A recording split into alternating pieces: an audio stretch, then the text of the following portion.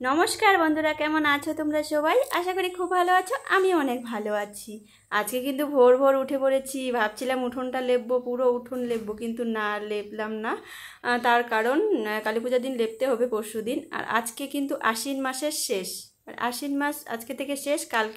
আজকে শনিবার, এটা শনিবারের সকাল, আর কালকে রবিবার। রবিবার মানে প্রথম হচ্ছে কার্তিক মাস পড়বে। তো এই দেখো, আজকে হচ্ছে গার্ষীর দিন।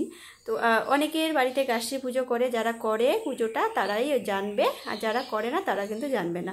তার জন্য আমি ভোর ভোর উঠে পুরো বাড়িতে আমি 4-5 বালতি গোবর গুলিয়ে একদম ছড়া দিয়ে নিলাম। আর তারপরে দেখো, যেহেতু ওই যে বললাম শনিবার, শনিবার তো আমাদের নিরামিষ খেতে হয়। তো এখানে আমি হচ্ছে পুঁই ডাঁটার চচ্চড়ি করতেছি, নিরামিষ চচ্চড়ি। তো আজকে নিরামিষই রান্না করব। আর কালকে রবিবার, তো আমাদের মনে হয় পুজো অবধি নিরামিষই চলবে, ঠিক জানি না। দেখো এখানে পুঁই ডাঁটার চচ্চড়ি, যেটা খেতে আমার ভীষণ ভীষণ ভালো লাগে। তো এখানে দুধ আছে, আর এই দেখো যে শলা কচু আর পেঁপে দিয়ে বড় বড় করে ভারী ভারী করে দিয়ে, পেঁপে দিয়ে ঝাল ঝাল করে মাসকলাইয়ের ডাল। তো মাসকলাইয়ের ডাল রান্না করলাম, আর হচ্ছে চচ্চড়ি। তো এই দিয়ে খাওয়াবে, আর খাওয়ার সময় গরম গরম পাঁপড় ভাজা। তো এইদিকে দেখো, ওই যে বললাম সকাল সকাল উঠেছি। দেখো সকাল সকাল উঠলে কিন্তু সকাল সকাল কাজগুলোও হয়ে যায়। আর এখন সূর্য মামাও কিন্তু উঠে পড়েছে। আর সূর্য মামা ওঠার আগে আমি ছোড়া আর ঝাড় দিয়ে নিচ্ছি। এটা কিন্তু প্রায় বিকালবেলা বন্ধুরা, দুপুরের পরে।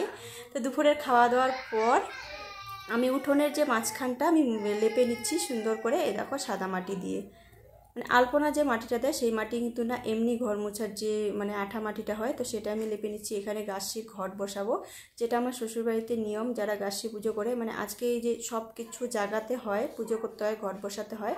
আর তারপর কালকে আশ্বিন মাসের প্রথম মানে 1 তারিখে, কার্তিক মাসের 1 তারিখে ধানের পুজো করতে হয়। তো মেন হচ্ছে এই পুজোটার উদ্দেশ্য হচ্ছে ধানের পুজো করা। আর এদিকে দেখো আমার ছেলেরা কিন্তু পাহাড় বানিয়েছে। বেশ কয়েকদিন ধরে আমার কাছে বায়না করছিল পাহাড় বানার জন্য, কিন্তু আমি এবার পাহাড় বানিয়ে দিইনি। আমি বলেছি রাজদীপকে যে বড় হয়েছি যখন, নিজেই পাহাড় বানিয়ে নে। তো ছেলে আমাকে বারবার করে টেনে আনতেছে যে দেখো মা পাহাড়টা কেমন হয়েছে। তো রাজদীপের ইচ্ছা ছিল মাটি দিয়ে পাহাড় বানানো, কারণ তার বন্ধুরা কিন্তু সবাই মাটি দিয়ে পাহাড় বানিয়েছে। তো এই জন্য, তো জানোই তোমরা আমাদের বাড়ির চারপাশে কত জল কাদা, তো এই জন্য মাটি কিন্তু পাওয়া এখন সম্ভব নয়। আর যে মাটিগুলো আমি পুকুর থেকে উঠিয়ে মানে রেখেছি ঘর লেপার জন্য, সেগুলো তো আমি বলছি যে না, সেই মাটি আমি নষ্ট করতে দেব না। তার জন্য কিন্তু কাপড় দিয়েছি একটা।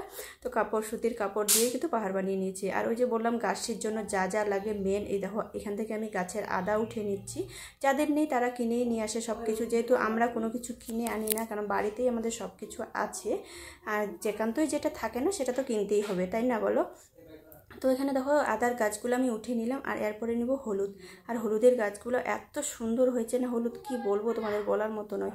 তো এখানে আমি আদার গাছে মানে উঠিয়ে নিয়েছি। এবার হলুদের গাছও একটা টান দিয়ে উঠিয়ে নিলাম। এগুলো কিন্তু কালকে বাড়িতে ধানের পুজো করতে হবে। আর দেখো মানে যে কোনো শাক বা সবজি, চাল কুমড়ো, তো অনেক কিছু সবজিও জাগাতে হয়, যেটা কালকে সকালে রান্না করে খেতে হবে।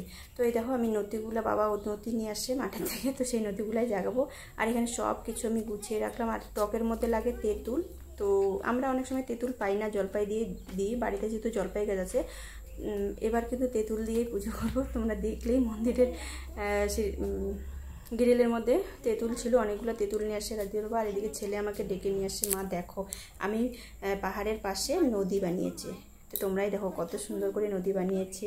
তো না বললে হয় বলো, একটু তো প্রশংসা করতেই হবে। তো মাটিটা সরিয়ে প্লাস্টিক দিয়ে। তো টাটা বন্ধুরা সবাইকে।